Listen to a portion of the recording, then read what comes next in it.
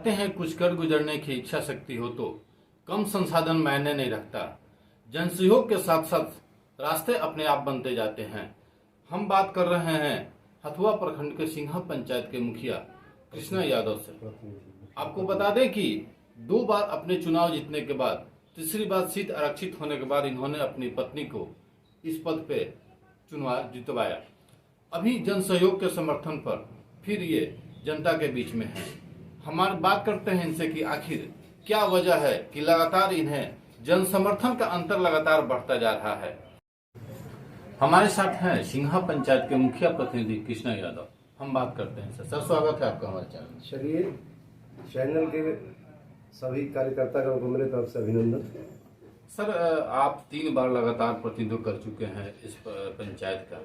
क्या लगता है आपने जनता के लिए कैसे काम किया और कैसे आप इससे संतुष्ट हैं?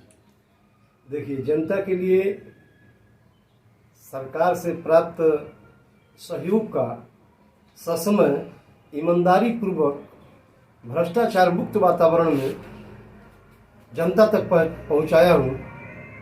जो जनता का हक था वो मिला है और व्यवहारिक नजरिए से सर्व सुलभता के साथ मैं सबके बीच हमेशा उपस्थित रहा हूँ।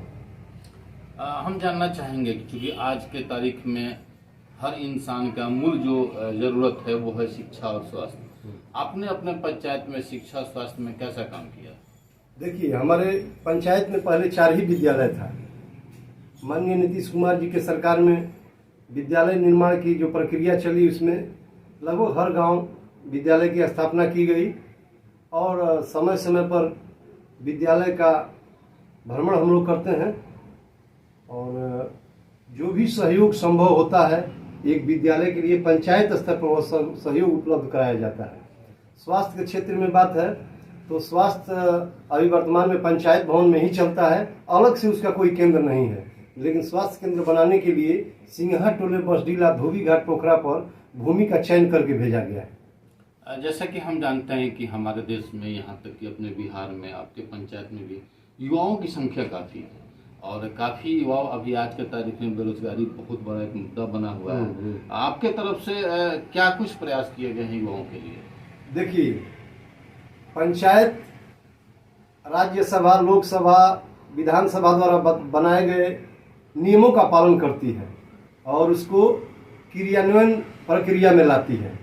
पंचायत में कोई फैक्ट्री नहीं है कि युवाओं को रोजगार दिया जा सके, लेकिन हम स्वामी विवेकानंद, महात्मा गांधी और समाज के अच्छे जो पथ प्रदर्शक रहे हैं उनसे प्रेरणा लेकर अपने पंचायत के युवाओं को हम हमेशा एक संस्कारिक कमाऊ व्यक्ति के रूप में परिवर्तन करने का प्रयास करते रहते हैं, उन्हें मार्गदर्शन करते रहते हैं कि आप अपने जीवन को सुधारने के लिए संस्कारों के साथ अपना कदम आगे बढ़ाइए। ऐसा कोई काम है जो कि आपका ड्रीम हो, आपने सोचा हो कि मेरे पंचायत में ये चीज़ होना चाहिए, ऐसा क्या ड्रीम रह गया जो काम अधूरा रह गया आप करना चाहेंगे? देखिए, पंचायत में कुछ युवा वर्ग का मांग है कि मुखिया जी क्रिकेट ग्राउंड या फुटबॉल ग्राउंड का निर्माण किया जाए और जहाँ तक मेरे मन भावना की बात है तो वर्ष 2020 और 2021 एक निर्दयी वर्ष के रूप में रहा है। इस निर्दयी वर्ष में मानव जीवन के प्रेम व्यवहार जो है उसको तार तार कर दिया है। अगर बेटा को कोरोना हो गया तो बाप पानी देने तक नहीं जाता था। ऐसे में हमने सोचा है कि पूरे भारतवर्ष में, मेरे पंचायत के साथ ही पूरे भारतवर्ष में सभी जगह पेड़ लगाए जाए। मेरा भी ड्रीम उद्देश्य यही होगा कि मैं सरकार के सहयोग से, अपने निजी सहयोग से पूरे पंचायत में इस बार मुखिया बनने के बाद 50,000 पेड़ पौधा लगाऊंगा कि सिंघा पंचायत के कुल शिक्षित और अशिक्षित भूमि का कम से कम 40% एरिया में पौधा हो। सर, हम जानना चाहेंगे, आपने जैसे बताया कि आप ग्रीन पंचायत बनाना चाह रहे हैं और जो है कि काफ़ी इसमें काम करना चाह रहे हैं।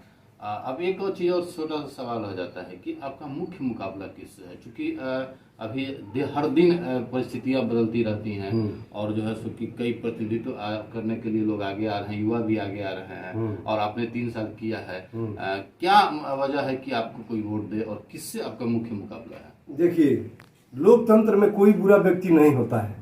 हम गायत्री परिवार का किताब पढ़ते हैं, उसमें लिखा है विचारों की क्रांति। और हमारी सोच के साथ मुकाबला होता है। मुकाबला हम क्यों करेंगे?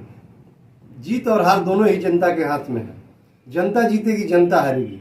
जहाँ तक मुकाबले की बात है तो दूर दूर तक कोई मुख्य मुकाबले में नहीं है। ऐसा इसलिए मैं कहना चाहता हूँ कि मुकाबला उससे होता है जो स्वामी विवेकानंद के अपना प्रचार प्रसार करने के बाद गांधी जी के तरह पीछे डट जाए, न कि गांधी जी से किसी संस्कारहीन व्यक्ति से मुकाबला कराया जाएगा तो वो अच्छा नहीं होगा।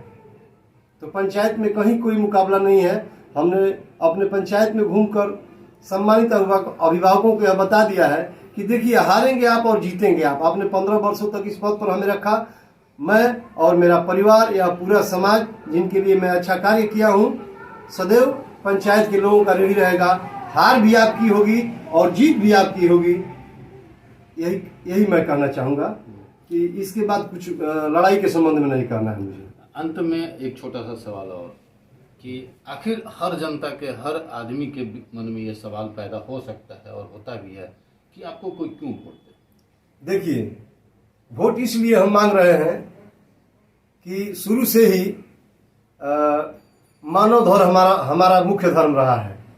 मंदिर, मस्जिद, गिरजाघर से परे हम लोगों का एक अलग विचार रहा है। हम पत्थर पूजने से ज्यादा अपने माता पिता की सेवा करना अपना धर्म समझते हैं।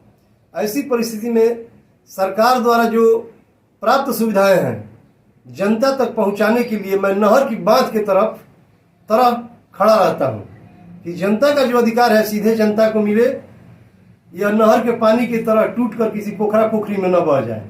बस इससे ज्यादा मैं कुछ नहीं कहूंगा इस संबंध में। इसी आधार और इसी सिद्धांत, इसी सेवा भावना से मैं लोगों से वोट मांग रहा हूं कि सरकार से जो आपका अधिकार प्राप्त होगा वो ईमानदारी पूर्वक आप तक पहुंचा दूंगा। यही मेरा कर्म है, यही मेरा धर्म है।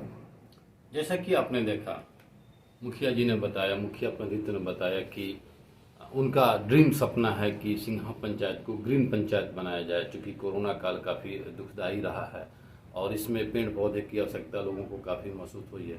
तो इनका ये प्रोजेक्ट है, इनका ये बहुत बड़ा ड्रीम है। साथ ही इन्होंने बताया कि सब धर्म से अलग माँ बाप की सेवा करना एक बहुत बड़ी धर्म होता है। तो मेरे समझ से युवाओं के लिए ये बहुत बड़ा एक इनका थॉट है जो लोग उसको फॉलो कर सकते हैं। अब देखना होगा कि जनता, सिंघा पंचायत की जनता इनको किस तरह से अपने सर आंखों पर बैठाती है। पुष्पेंद्र कुमार सिंह, गोपालगंज।